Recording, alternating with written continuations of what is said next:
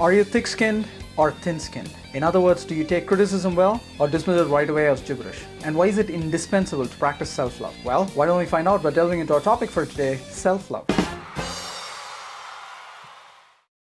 Just as I was about to head out of a nightclub in downtown Toronto, I found myself in the crosshairs of a tipsy stranger. Do you see that lady dancing over there? Asked the stranger. The one wearing the cherry spaghetti? I said. Yeah, isn't she a bombshell? Totally, I replied. Well, she's my wife. Whoa, I'm sorry man, I didn't realize it was yours. No, don't be sorry. The stranger interrupted. Anyway, what I wanted to tell you is that she is my third wife and I'm only 42 years old, feeling lucky as a man can be. Really? What, do you get married every 14 years? I remarked. This got the tipsy stranger cracking up and he later introduced me to his wife. We all ended up dancing together until the wee hours. What did I just do over here? I teased, period. Teasing, by nature, intends to poke fun and doubles up as an icebreaker when we bump into strangers. I tease all the time. My friends, colleagues, acquaintances, and even the bosses I've worked for. That explains why I haven't had a steady job. Just kidding. Teasing is a fun activity for sure, but there are certain things to keep in mind. When we tease the opposite sex, especially young girls and women, avoid commenting on their body parts or using double entendres of obscene nature. In addition, refrain from staring, stalking, catcalling, and groping. All of the aforementioned fall under the umbrella of eve teasing, which is the verbal cum non-verbal harassment of females by males. Remember, teasing has to be fun for both parties involved. The moment it ceases to be for one, then it's harassment. When you realize you have crossed a line, it's best to apologize either offline or online. Criticism, on the other hand, may have unclear intent and can make or break our psyche depending on how we react to it. Growing up, I was as thin as a pair of hockey sticks glued together, which invited quite a bit of criticism from family, friends, and at times my ex-girlfriend. That didn't really bother me because by allowing room for people to tease or criticize, shuts down that part of my persona which demands undue respect and glory. Plus it keeps me grounded. Wait, am I saying we need to be sitting ducks when people shoot us with their words? Not really. But then if you spend all your energy trying to shame the people who criticize you, it doesn't do any good in the long run. When I was pursuing my master's, we used to have our case study discussions. As students, we were expected to participate in those discussions. We had to open our goddamn mouths and say something sensible or else we ain't gonna get our A's. Classroom participation was a key component of the evaluation. In one of the sessions, the economics professor picks on me and another student. This guy here is referring to me.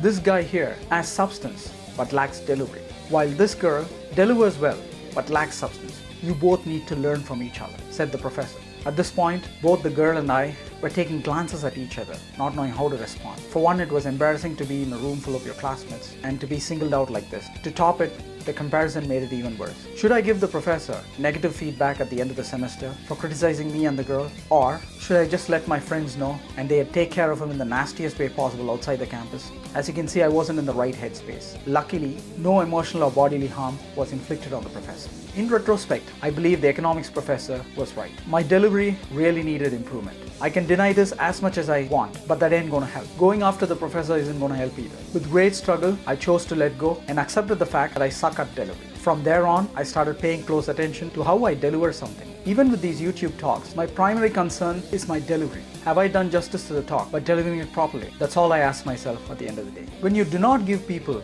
the space to tease or criticize, you not only come off as standoffish, but you also sever the feedback loop that will make you a better and stronger version of yourself. It's natural to be defensive when met with criticism, but a defensive approach will prevent people from walking up to you and telling what they truly want to tell you. If you set yourself up to hear only what you want to hear, you experience delusions of grandeur, and over time, it contributes to your downfall. I recently watched Titan on Netflix, an interesting documentary on the Ocean Gate submersible disaster. The shocking part of this tragedy, in relative terms, is that it has less to do with nature's fury and more to do with CEO Stockton Rush vehemently dismissing feedback from his employees about the safety of the carbon hub. Stockton only wanted to hear what he wanted to hear, and anyone who spoke otherwise were fired. This toxic work ethic later cost his own life and the lives of those who were with him on that fateful day. Adolf Hitler spent his last days inside a Berlin bunker, denying the reality that Germany was at the brink of losing the war. He was under the illusion that Deutschland could still pull it off against the Soviets and their allies, despite attempts by his inner circle advising him to negotiate a conditional surrender and save the remaining German population. Hitler couldn't take the criticism of being wrong and chose to surround himself among people who agreed with him. Anyone who disagreed or acted contrary to his orders were declared traitors and executed. Hitler later took his own life, leaving the country in ruins.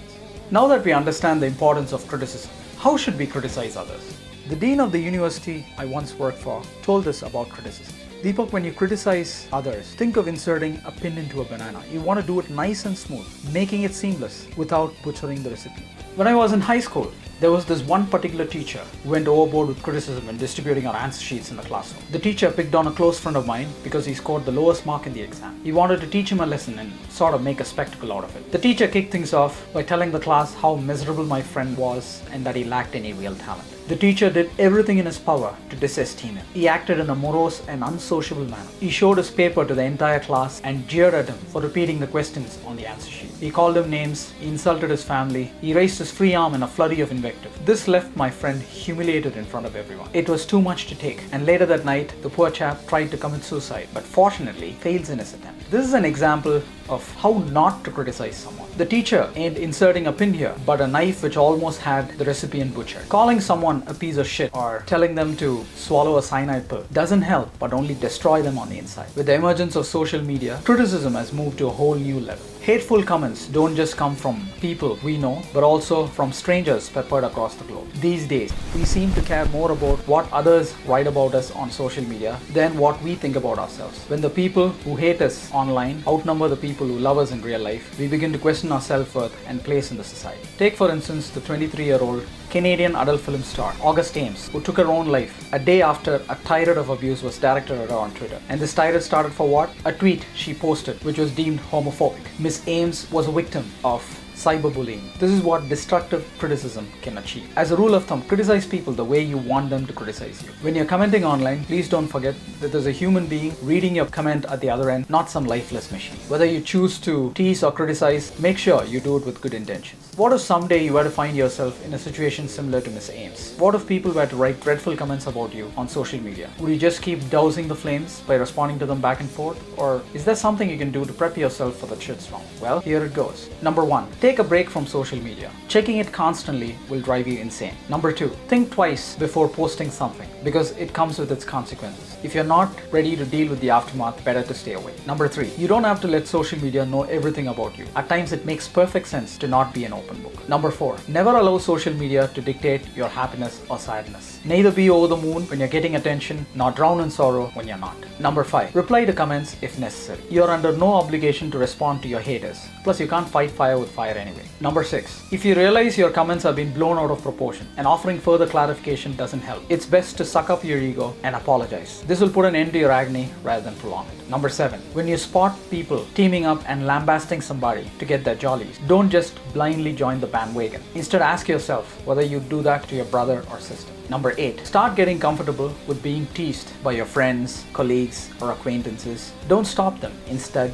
partake in it. This will force you to take things in the right spirit and not send you on a downward spiral when criticized. Number 9. Why don't you get into the habit of teasing people, crack jokes about them, mess with their heads, and keep things light and fun? This will help forge a tolerant society that will let us off the hook when we say or write something stupid. For society is what we shape it to be. Number 10. If people denounce you on social media, it doesn't imply they are 100% right. I say this because when people make comments, including myself, they do so based on publicly available information. But there are many facets to your personality which no one knows except you. So don't be hard on yourself. Number 11. When people's comments have hurt you so bad that suicide is all you can think of, just close your eyes for a moment and think about the people who love you the most. They are enough of a reason to carry on. And finally, no one's judgment about you is more important than what you think about yourself. Value your inner being, even if the whole world doesn't. Practice self-love, my dear. That's a wrap on this talk about self-love. Hope you found it useful. Thank you for your time. And as always, I'll see you in another talk. Ciao.